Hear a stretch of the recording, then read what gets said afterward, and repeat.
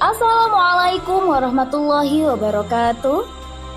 Sahabat-sahabatku, perselisihan, permusuhan, dan konflik antara saudara kandung rupanya tidak saja terjadi pada manusia biasa. Seorang nabi dan rasul pilihan Allah Subhanahu wa taala yang bernama Yakub pun mengalami hal tersebut. Pada kesempatan kali ini, kita akan menuturkan kisah dari anaknya Nabi Ishak, yaitu Is dan Yakub. Simak ulasannya hanya di Bukhari TV.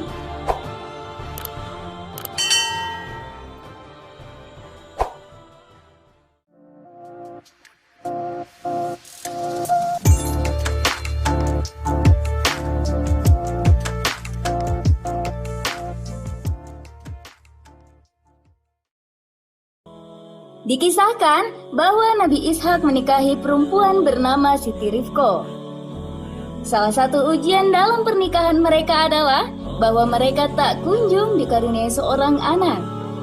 Nabi Ishak pun berdoa kepada Allah agar senantiasa istrinya mengandung.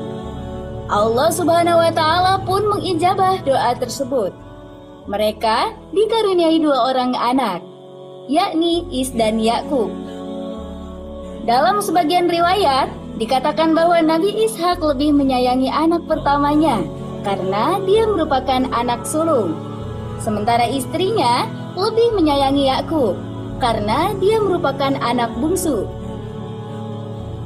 Seiring bertambahnya usia, penglihatan Nabi Ishak tidak begitu kuat, sehingga pada suatu waktu tidak bisa membedakan antara Is dan Yakub.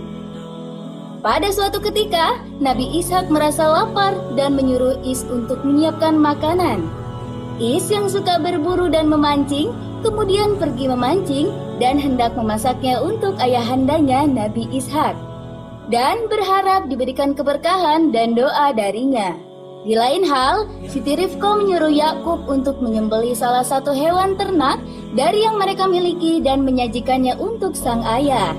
Setelah selesai, Siti Rifko menyuruh Yakub agar memakai pakaian saudaranya sehingga perawakannya terlihat seperti Is lebih besar. Tak lama kemudian, Yakub pun mendatangi ayahnya dengan membawa makanan yang telah ia siapkan. Yakub pun menghampirinya. Lantas, Nabi Ishak bertanya, "Siapakah dirimu?" "Aku anakmu," jawab Yakub. Kemudian Nabi Ishak memegang Yakub lalu berkata, "Mendengar suaramu terdengar seperti suara Yakub, tetapi dari perawakan dan pakaiannya rasa-rasanya engkau adalah Is." Kemudian Nabi Ishak menikmati sajian makanannya, lalu mendoakan Yakub agar kelak memiliki kekuatan yang lebih ketimbang saudaranya, menjadi seorang yang berpengaruh dalam bangsanya dan diberikan keturunan yang banyak. Tak berselang lama, lalu datanglah Is dengan membawa sajian makanan yang telah ia siapkan dan menghampiri sang ayah. Nabi Ishak pun bertanya, "Apa ini wahai anakku tercinta?" Ujar sang ayah karena menduga bahwa itu adalah Yakub. Is pun menjawab, "Ini aku Is. Aku membawakan makanan yang engkau inginkan. Bukankah kau telah mendatangiku beberapa saat yang lalu? Bahkan aku memakannya di hadapanmu. Lalu kemudian setelahnya aku mendoakanmu," timpal sang ayah.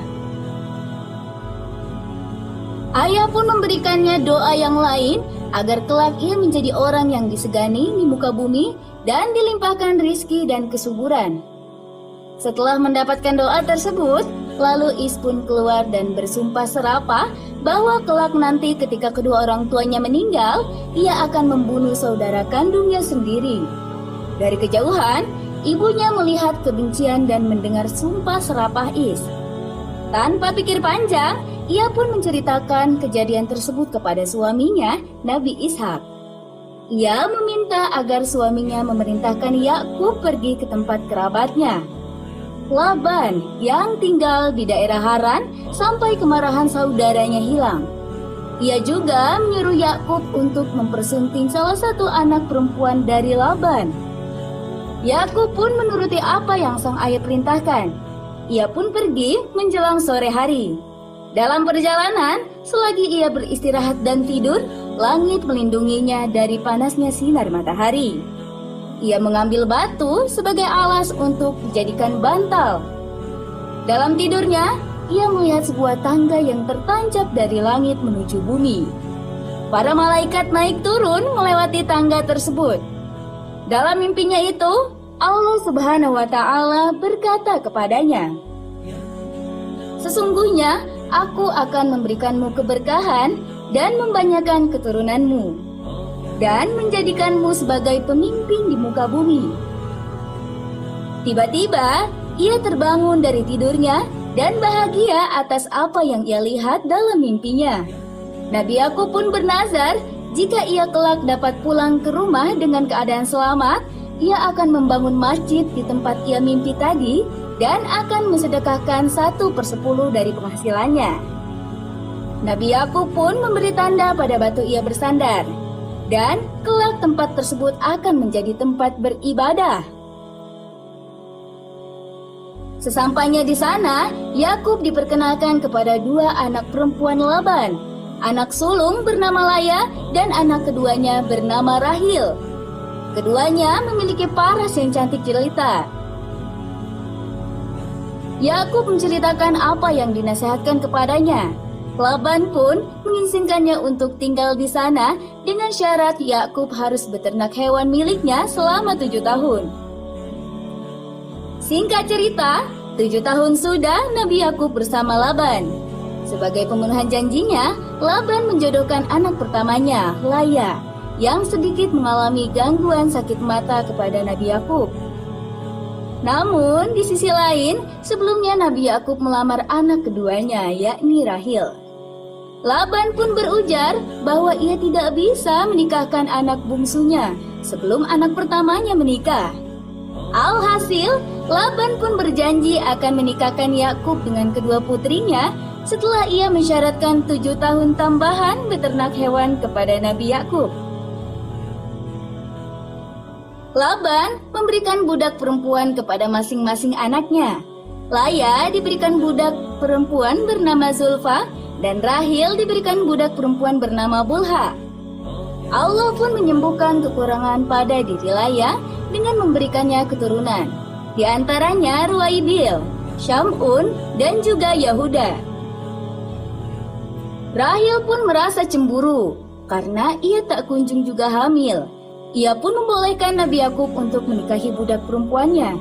Nabi Yakub memiliki 2 putra keturunan darinya, yakni anak pertama dinamai Daan, anak kedua dinamai Nifatala.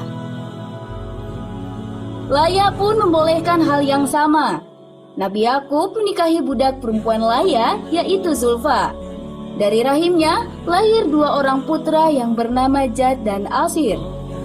Tak berselang lama, Laya pun hamil anak keempat dari pernikahannya dengan Nabi Yakub, yang kemudian diberi nama Aisyakar. Kemudian, di beberapa tahun berikutnya lahir anak kelima mereka, yang bernama Zabilun. Dan beberapa tahun kemudian, Laya melahirkan anak keenamnya bersama Nabi Yakub, yang berjenis kelamin perempuan dan diberi nama Dinar.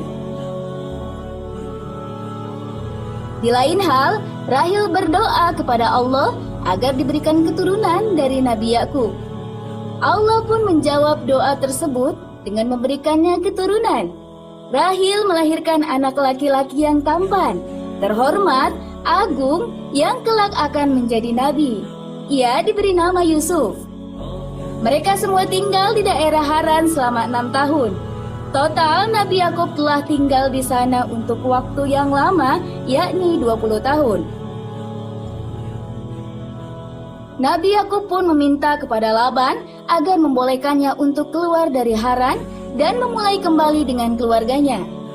Laban pun berkata, "Sungguh, aku telah diberikan banyak keberkahan dengan hadirnya dirimu. Mintalah apapun yang engkau inginkan."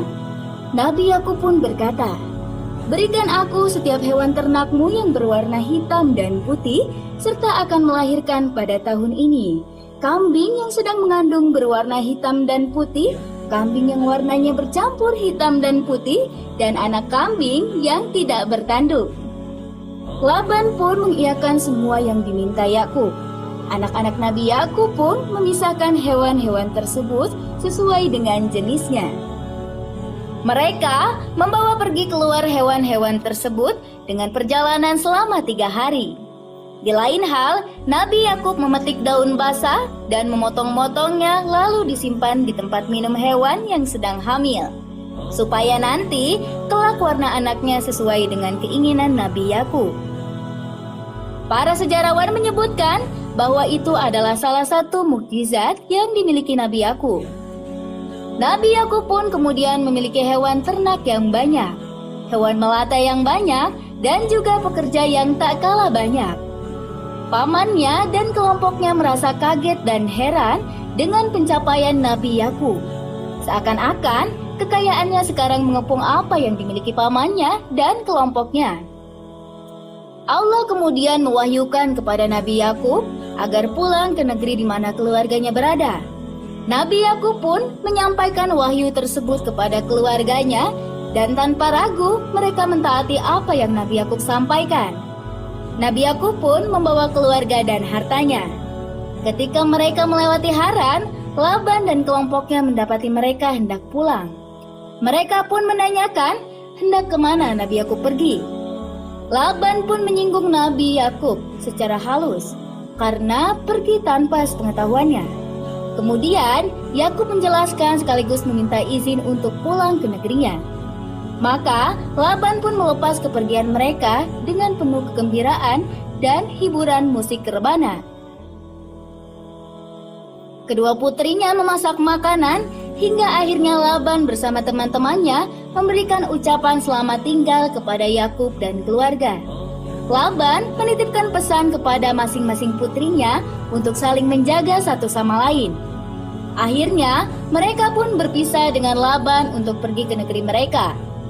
Ketika mendekati daerah Sair, Yakub disambut oleh para malaikat yang menyampaikan kabar gembira kepadanya. Yakub pun mengutus seorang utusan agar menyampaikan pesan kepada kakaknya Is, bahwa ia akan pulang dan memohon dengan hormat agar ia bisa diterima kembali.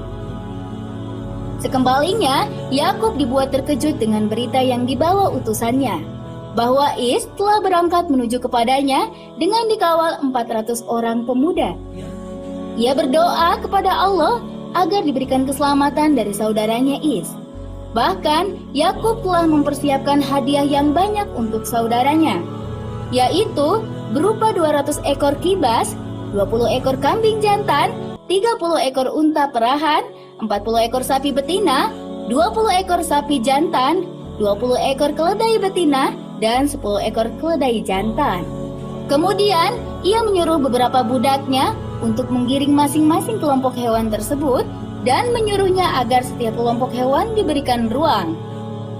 Yakub berpesan, jika mereka ditanya oleh Is asal-usul hewan tersebut, maka sampaikanlah bahwa itu dari hambamu Yakub dan diperuntukkan untuk tuanku Al-Is.